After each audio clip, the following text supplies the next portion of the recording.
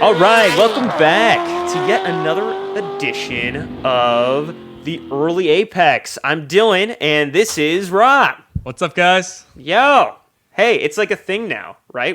This is episode 5? Episode 5. We're just rolling along here every day. Yeah, it's like almost a habit now at this point.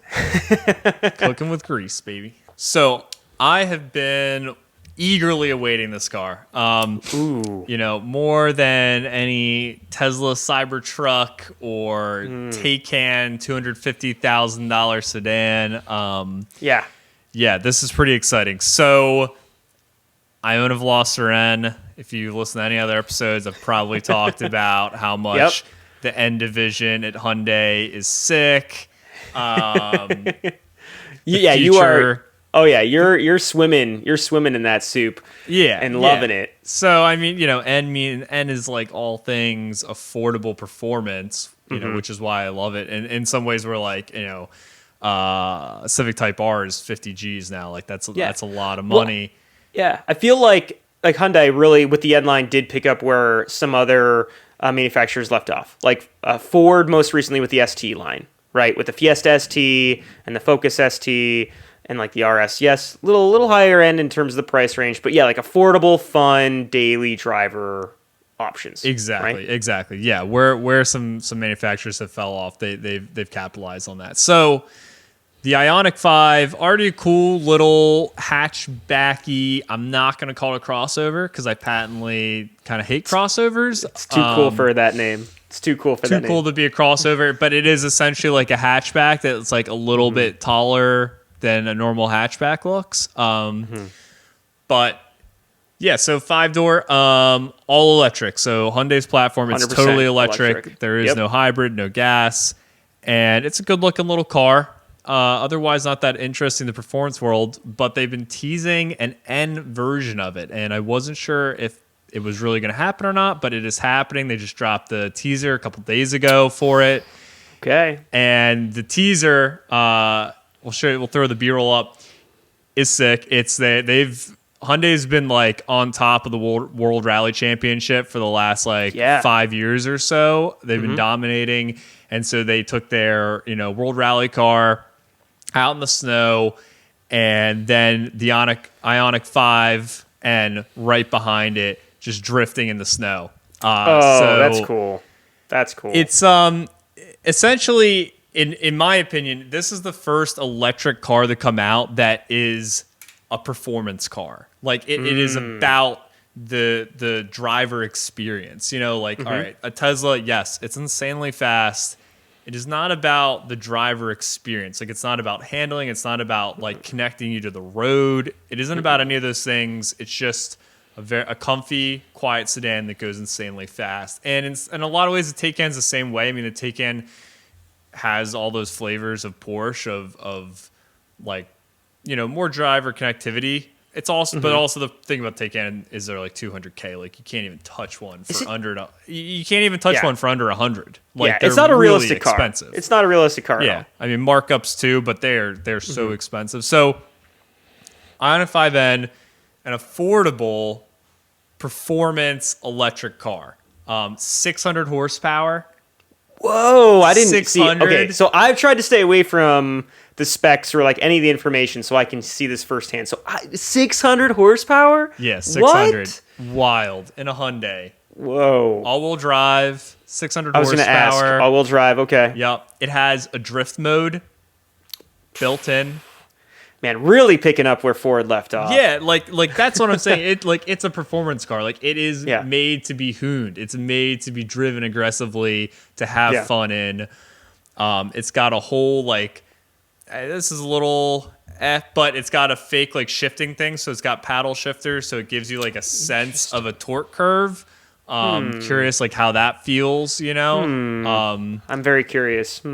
Yeah. Well, I'm sure we're going to see a ton of this, trying to give you the feel of gas-powered cars with electric cars. I mean, Jeep was working on their, manual transmission for an automatic, which is just, pointless. But, I don't know. I'm sure people will pay for it.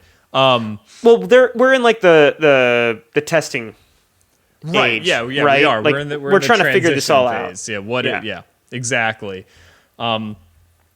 So, Hyundai, an affordable brand. Right now, the Elantra N, I think, is like a 33,000 MSRP. Yep. Ioniq N, want to take a guess? Ooh. I was going to think fairly affordable until you said 600 horsepower. I'm a little concerned. Yeah, it's hard to put 600 horsepower and affordable in one sentence unless you're talking about a Mopar, Yeah, right? Unless it's a Charger or a Challenger, yeehaw boy. Let me think here. So let me kind of go through this. So this is from Hyundai, being more of your all-around performance car. It's not just a straight line speed car that's about the memes like Tesla going plaid, real fast in a straight line. This is supposed to, do that, but then also, drift mode you're saying, and really go after that enthusiast. So since there really isn't another car that exists like this, I would think that they could probably still, unfortunately, have a relatively high MSRP. Sure. I would say also, maybe like Model 3 is a direct competitor. I would say probably around that same range. Like, the enthusiast partner just saying, hey, I understand the Model 3 is cool, but you know what's cooler? This N-Line car from Hyundai. Let's go take this for a test drive too. I think that there could be an argument for that. So, do you know by any chance off the top of your head what a Tesla Model 3 would go for MSRP? Yeah. So I just looked it up. A base 3 is 43 or 42, and then the performance Model 3 is 54. Okay. So let's just say, is it like around 55 or so? Because that would be a really good comparison and alternative to that. It is 63. Okay. Okay, a little more. Yeah, I will say this is from a Car and Driver article that says anticipated, so I don't think Hyundai has officially released pricing yet, and maybe they'll impress us. But even still, maybe it's down in the 50s. Listen, we're still in the 50s. Yeah, usually it goes the other way, but if it goes down and if it's in the 50s, like you got a really seriously good argument of choosing this over a Tesla. Yeah, well, I mean, I can't imagine the market would support anything over 60 something. Who's going to buy a $70,000 Hyundai? It's like I mean, they've been improving their brand, and it's obviously their fit and finish and everything is moving up, but they are still at the bottom of the barrel in terms of like what people think of when you say you drive a Hyundai. Yeah, for sure, and that's a great looking vehicle. I always, it's a relatively new car. I really do like the looks of it. It looks sweet. It does. So it'll be interesting to see what happens here. I think it's interesting that they're the first to market with something like this. Yeah, that's also what I find interesting, and I feel like this could either go really well or really poorly for them, because you're right, it's totally unique in the market as I see it. A Model 3 Performance is not like, there's no drift mode in a Model 3 Performance. There's no like sports seats. No, like it's just fart noises and songs. That's all. That's it. There's not any serious like, hey, let's go to a track day in this car. There are people that are trying to do that for sure, but there's not. Let's go hit a B road in this. And Tesla's not saying like go take this car on a track, but Hyundai is saying go take the Ioniq 5N on a track. They're testing them on the Nürburgring right now. Like Hyundai has their test facility there. That's cool. Which is awesome. I mean, hell, like if this thing's able to do sustained lapping around a track without like overheating the battery or something, I mean that's impressive. Yeah. So what do you consider? What would you consider success? Now, obviously, we don't have control over the numbers sold. Obviously, that would play a role in it being a success. But let's just say, from like an enthusiast standpoint of like driver's vehicle, what would be a success for you? I think, like for instance, I think the Veloster N was a success for them in that magazines reviewed it really well. I think it got Road and Track's Car of the Year for Performance Car of the Year 2021 or 2020, something like that. Okay. Like it, in that way, it performed really well. Yeah. And I think it was obviously well enough that Hyundai is now making many more N models, the Kona and Elantra and line. Well, that is Sonata. what launched the N line. Yeah, for exactly. them. So in that way, it succeeded, but in another way, it failed because its sales numbers were abysmal, and that's why the Veloster isn't sold anymore. Because they sold, I think, I don't know, like 5,000 or 6,000 of them in 4 years, in 4 production years, whereas GTIs they sell like 10, 12,000 every year. Yeah. So Yeah, I would say production numbers and sales numbers isn't necessarily a mark of like a good car, right? no, definitely not a mark of a good car, Especially but for an enthusiast car. I think it's important that the sales numbers are there, and so that's why I'm going with that's what I think success is going to be if the sales numbers are there. Yeah, I would say for this car specifically, because it is the first of an electric enthusiast car, I think it's more important than normal that the numbers are there sales-wise. Yeah. Right? Yeah. Because it's going to show that this is essentially a new market that they're exploring. Exactly. And they need to show to other manufacturers there's money to be made. That there's a market, and that there's money to be made here, and there's a market there. Yeah. Aside from, Tesla, and I think there is a market. I think there's going to be a market there. Now, personally, what I would say in terms of aside from what we just talked about, what I would see, what I would need to see from this car for it to be a success is the inputs. Right, I've driven a Tesla Performance and Model 3 Performance. So much fun in a straight line, but like from there, it's kind of like this different thing, right? You're off the gas, it slows down a lot more than normal. It's like it almost has its own idiosyncrasies that's unlike anything else to drive, and it's not telling me that hey, I'm an enthusiast car. What does tell me an enthusiast car is the steering feel. I can feel the road through the wheel. Yeah, absolutely. That's a struggle for a lot of new cars. If they're able to succeed with that, I think that's going to really impress a lot of people.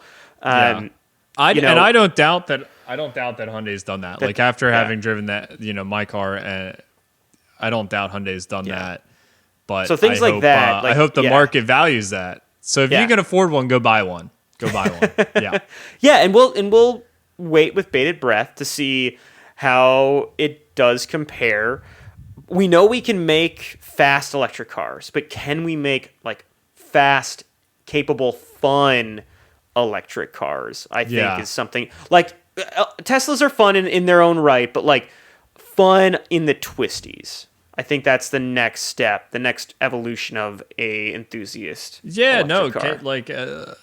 Absolutely. I think that's the question on every auto journalist's, breath is will we have fun electric cars? Like will they be able to like continue? Yeah. And will the market bear it? Like will there be a market for fun enthusiast electric cars? Yeah.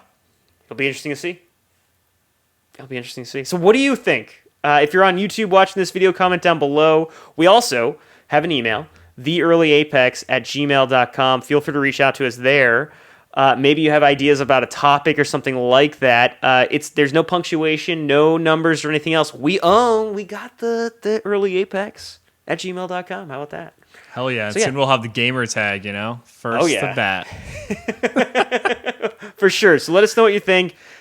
Is Hyundai going to succeed in this? Is there a market for an enthusiast electric car? I really hope there is. Me too. And who else is going to join them? I think as soon as there's sales numbers to back it up, I think every company is going to want in. Yeah. Are we going to see like a Civic all electric, like Civic SI equivalent? Yeah. So exciting times. So if electric cars aren't your thing, maybe you should be looking at importing something from Japan. Now, okay. In this week's FMK section, I have got some very small, very old Japanese cars for Dylan to check out. Very interesting. And we're talking about key cars. Hey! 600 cc's are the max for a key car. So in Japan, key cars or K cars is just a segment. I think there's something about like it's It's their like taxes, right? or driver's license or something like that, right? So and the government says, all right, you can have a car under 600 cc's. It's in this bracket, and they're very affordable. So a lot of automakers made some interesting cars, all under 600 cc's, and obviously very small. And these are K cars. I think almost everyone knows about them now because they're old enough to import to America on the 25-year roll. So I've got 3 of I think probably the most well-known K cars for you here. So first up, we have the Autozam AZ-1. Now, that's a car. So the Autozam is a spinoff of Mazda. Very cool little car. Gull-wing doors, mid-engine. Yep. Next up, we've got the Honda Beat. A competing little key sports car, also mid-engined, but this is a convertible. And finally, the Suzuki Cappuccino, which is front engine, rear wheel drive, and also a convertible. All early 90s cars, all made to compete with each other. Let me send them over to you. And I picked all red ones for you to check out. Nice. Okay, cool. Like I think at this point, a lot of enthusiasts are probably fairly familiar with these cars, right? Yeah. They are the classic 3. I love it. I really do like this segment. I feel like the Cappuccino is the shrunk down Miata, right? Front engine, rear wheel drive, similar look and angles to an MB. The Autozam with the gull-wing doors, that's like a shrunk down supercar, right? It's like it's got like this kind of like wedge shape to it, gull-wing doors. I've seen one. I've actually sat in one of those before. And then the Honda Beat is like very much like a roadster. Is the Honda Beat rear engine? The Beat's mid. Or mid-engine. I believe it's mid. Mid-engine. I mean, it sits like right on top of the rear axle. It's so small. Okay, but the engine is in the back. Okay. And like the Honda Beat is like your roadster of the 3. The Cappuccino is technically a roadster too, but like that is, in my mind at least, I think, the high revving like motorcycle engine of the 3. These are all tiny engines. The one thing about the Beat is it's the only one that isn't turbocharged. The other 2 are turboed. Yeah. Beat's not turboed. I think the Beat also had the highest sales numbers, so they sold a ton of them. Okay. Oh, this is gonna be tough. I have to choose between these. Okay.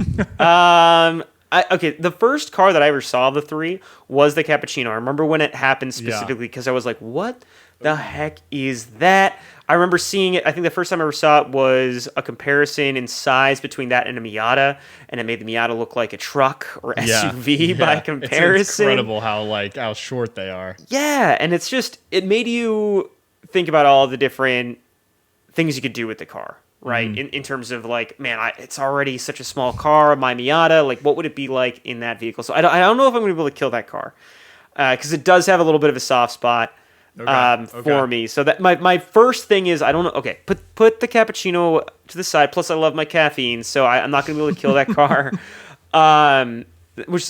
Which leads me with the Beat and the Motozam. Now, I haven't seen a Beat in person, but I think of the 3 in terms of looks, it is the least attractive, in my opinion. Like, really? It says the least. Yeah, it says the least to me. Really? Yeah. What? Yeah. But you've seen the doors. You've seen I've seen the doors. The gull-wing doors go up. Yeah. How can that not be attractive? I mean, let's be real. All 3 of these look a little awkward in like certain angles. I think the Cappuccino probably looks the least strange. They're all very cute. They're all very like cute. Just smushed little Japanese. None of these are very masculine cars, is what Rob's saying. No, but like the Cappuccino, I think has the best proportions shrunk down. Like they didn't have to get wonky with like the door size or anything. Like the Motozam, you look at the profile of it and it's like it's doors because you have to get in and out of the car somehow. But right? There's nothing sexier in the car world than doors that don't open normally, and everyone knows that. If you have doors that don't open like normal doors, that's cool. I mean, you're not wrong. I don't know. I think it's something to do with like the front end of the Beat that like is just a little strange to me. It's like a little like minivan-y to me. It is a little minivan-y. It's kind of like a weird, ugly wedge, maybe. just because it's so short. Like it's like you took like a Testarossa or something like that and just like smashed it. Mm-hmm. Yeah. So I don't know. Let's see here. So I'm looking through these different photos now, and just to remind myself of what I'm looking at here. And that what I'm saying totally stands up. Totally stands up. But again, all three of these cars are a little strange depending upon the angle that you're looking at them at. We're gonna have to talk later about the Autozam some more because I'm kind of like personally hurt on that one. So I think I'm going to be a little different here. Typically, I choose the the car to marry is typically the car that is safe. It brings tranquility and peace to me and my life. This must be saying a lot about Sierra. For those of you that don't know, I am engaged, and she is my rock. There you go. So I'm gonna go with a little wilder of a choice. I'm gonna go with the Autozam to marry because you're marrying the Autozam. I'm marrying the Autozam because I am having a very vain moment. Of all three of them, it looks wild and crazy, and I'm always going to be happy to like open up my garage and be like, that's in my garage. That is such a crazy car, from like the split window to like the big wing in the back to like the side vents. Window. It's like you're in a freaking, I don't know, 90s supercar, 80s McLaren, supercar. Like an old McLaren, or like the silly Subaru SVX had that too, split window BS. But no, it's like, hey, remember like the best of poster cars that you had on the wall as a kid? Well, let's shrink that down and make it a tiny car, and now it's yours. So I'd probably go with the Autozam, just because it's wild and crazy, and that's And this is like a quirky segment. I'm totally choosing this not on like driving enjoyment or anything like that. I'm purely choosing this one specifically on looks, and I think they're even T-tops. Are they not? The Autozam? I don't think so. I think it's just like the way the doors come up. It makes it into a T when they're up because it's just exposed in the middle. Yeah, and it's like a and you have glass up there. I think you have glass roof up there. Yeah, it's not the glass isn't removable, but it's full glass. Love that. And it's this weird, quirky, crazy wedge. The Cappuccino, it would typically be what I would marry because it's safe. But you know what? I have a Miata. It's just a smaller Miata. I don't need this in my life. I already have it. I'm already married. I'm sorry. You know, you're just gonna be there for one day, right? I'll see what it's like to drive a smaller Miata one time.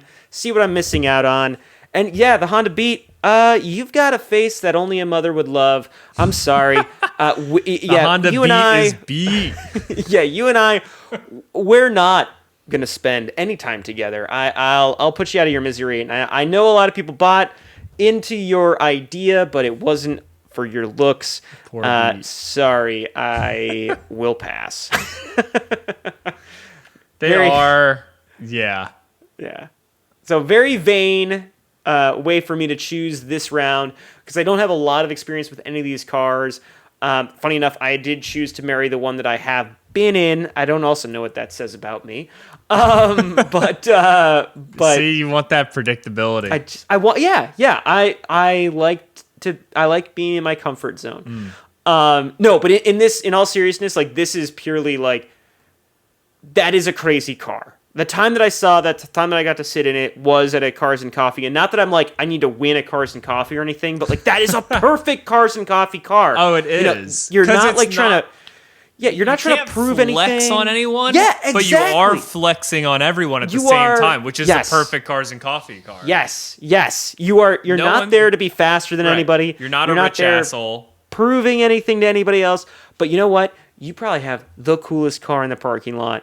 And everybody wants to talk to you about it. And it's a super approachable, like looking car. It's probably the same for the owner. Yeah, Autozam for me.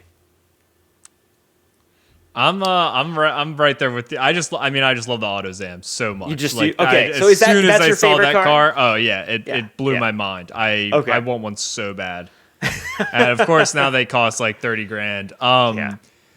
Yeah, I love that car. Like the gull-wing doors are just insane. I really like a lot of them are like two-tone with like color up top and like graphite down below. Yeah. That's really cool. It's mid-engine.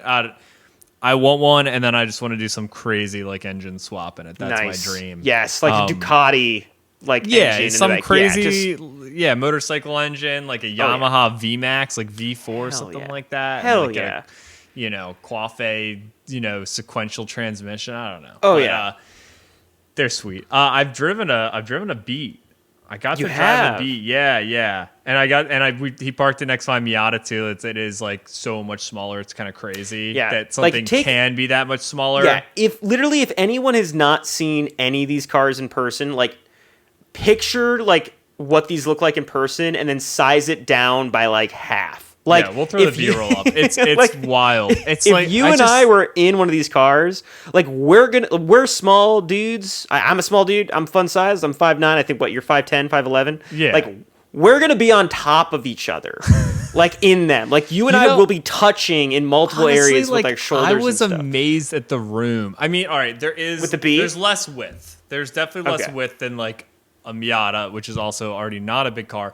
But like in terms of leg room and like the distance you have and the height, it's all there. Like it's not uncomfortable to be in there. It doesn't feel cramped when you're in there alone. When you're in there with a person, you are like shoulder to shoulder. Yeah, I would when I sat in the Autozam, I was in there alone. But if I was in there with Sierra, we would be mandatorily holding hands. like and there's nothing wrong with that. Intention. And there's nothing wrong with that. We're engaged. It's totally fine. It's totally fine. You're like on top of the other person, whether you want to be or not. You've got to shift together, both. Yeah. Oh yeah, absolutely. Stick, it's hand in hand, going from first to second. Teaching her how to drive stick, whether she wants to or not. So you're marrying the same car as me, is what you're saying. I'm marrying it. I'm fucking it. I want I don't give a shit about the other two. No. Okay. No, you don't care at all. It's Autozam all day for me. That's the only one that I. Yeah, I only have eyes for the Autozam. Got it. So so it's just I'm infatuated Autozam all day. If you had to choose between the other two, what would you want to have some crazy nuts run down the dragon or just like a crazy day with? Probably like the Beat, like just because like it's mid-engine, which is just interesting and really different. Whereas like the Capp is a bit more like a Miata being front-engined. I mean, I'm still really different. I mean, the wheelbase is probably 1.5 feet shorter. They're all nutty short, which really changes things. But the Honda Beat revs the highest of the three too. Like it's the closest to like a motorcycle engine of the three. Yeah. Not I know just it revs the to turbo, like 9 or 9.5. Yeah. Yeah. You just don't go anywhere. No. It's just a noisemaker. Yeah. I mean, after driving the Beat, like it's a lot of fun. I mean, it's everything that's fun about a Miata or any little tiny lightweight car, and it is absolutely tiny, and all the inputs are super light. Never touched a lighter clutch in my life. I mean, it's nothing. Shifter's cool. Really light, smooth. Like the whole thing is like light and easy. Like a child could drive it. Yeah. That's cool. All right, so what would you choose? What are your picks, us know, guys? Yeah, let us know. Did we choose us. Totally wrong or what? So like the first time I saw this was definitely on Instagram Reels. Was just a violin played to this McLaren P1 in this like monsoon like conditions, just totally getting flooded out, like just getting destroyed in what was a hurricane in Florida. Yep. Right. Yep.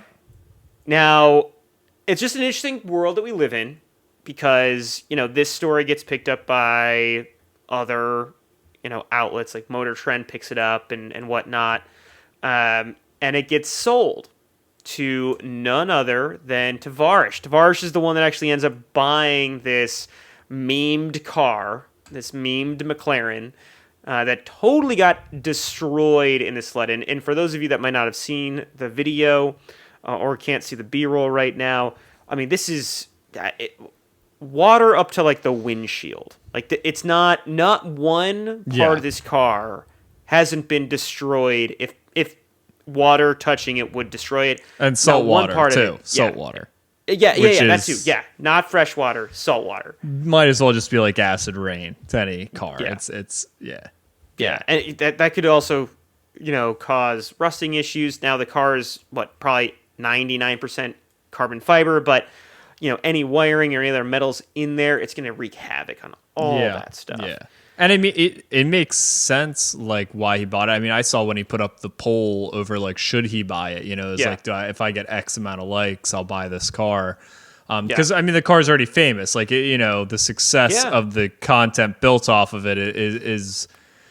And, we've seen this happen once already with the Bugatti Veyron that got drove off the road into the water.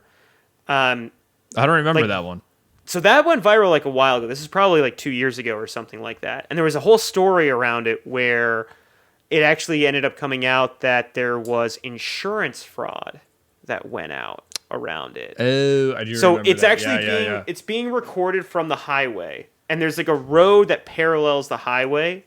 And you just see the car just suddenly like veer off the road into the water for like no rhyme or reason. Like it's not...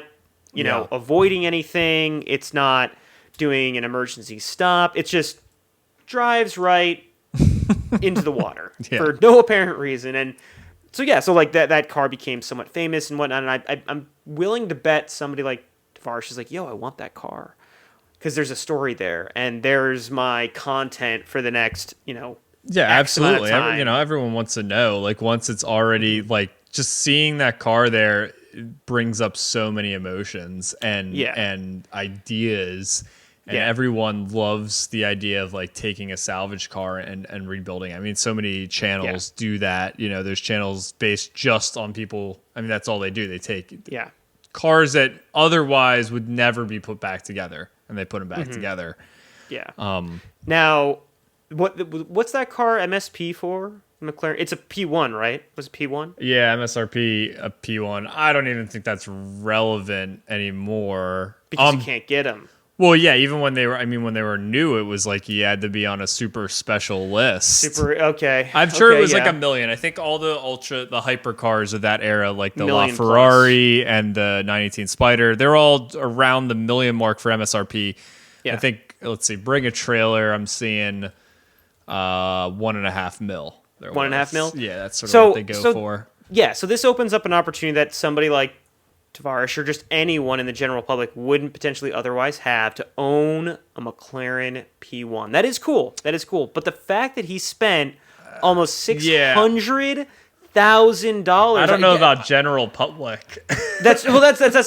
So for anyone, I think anyone would think twice about spending $6,000 on a salvage car that doesn't run. I 100% agree with you. I just mean like to the general public, like you didn't have to be on a list.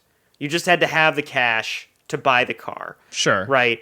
Now, I think it's insane to spend that much money. Just like you're articulating right now. That is an insane amount of money to spend on a car like that. Yes, it's cool because you can say I have a McLaren P1, the super, super, privileged car to have. But like anything in that car that needs to be replaced, you have to go back to McLaren to get. You're not going to be able to like fudge anything in there that I'm aware of.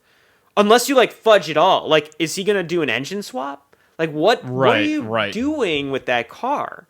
And I see him. I think he had another McLaren that he put back together that was burn damage, like severely like fire damage or something like that. And that one, I mean, he basically sort of put it back to a stock, but with some modifications. But not an engine swap, not anything like that. Not like that 308 Ferrari with the case swap. You do not have an engine gasket kit for a McLaren P1 on Rock Auto.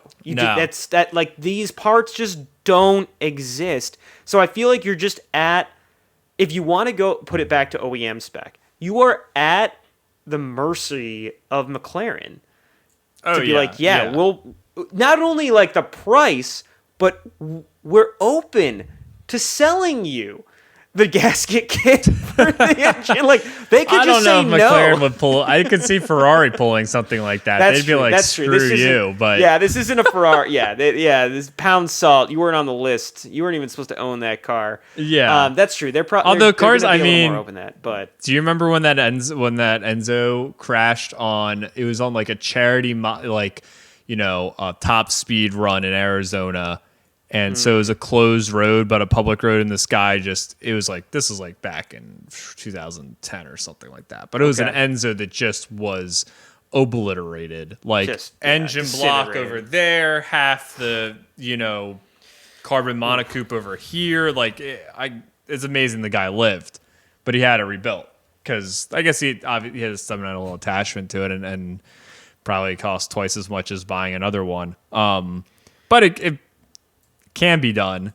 I think obviously, Tavarish had the money to buy it. I'm sure it was a stretch. Yeah, I think it's. Okay, go ahead. I was just gonna say, like, the content is obviously there for him. Like the investment, it's an investment, and he's invested in what will hopefully be a car that brings a lot of views that, like, everyone already has their attention on it. It's already sold. The idea, the desire is already sold, just like making a sequel to a movie. You already did the marketing to establish what you're getting. Now you just got to tell people, here, you can have it again. So I mean, and hopefully it works out for him, but we're way past any part of the idea where, like, oh, you can do this too. Like, that's not what any of this is about. Not at all. And that's something that I really liked about Roadkill. Now, Roadkill, Motor Trend, right? Roadkill's Motor Trend? Yeah. Yeah. Motor Trend. And it's behind a paywall. Yeah. For most Didn't used to be, but now it is, and good for them. They're doing great. Yeah, they did the math and they figured out, hey, we make more money if we put this behind the paywall. That's totally fine. Neither here nor there. But the point of that show was, it was just so relatable. Like, we're gonna go to a junkyard, we're gonna pull out a car, and we're gonna drive it home. And, like, you can do that with the cars that they were doing. For those of you that might not be familiar with Roadkill, they were doing this, like, old muscle domestics here in the States, right? So it was like, classic, like, Mustangs, Camaros, yes, but also, like, they were really into Mopar. So, like, a lot of old, like, Dodges too, and, like, they just got like classic set. hot rodding. Just like, we're just gonna make this work. We're gonna need to distribute a Capp from, like, a totally different car, but we can make this work. Like, that's just what we have. Limited resources, and you make it work, and it's fun.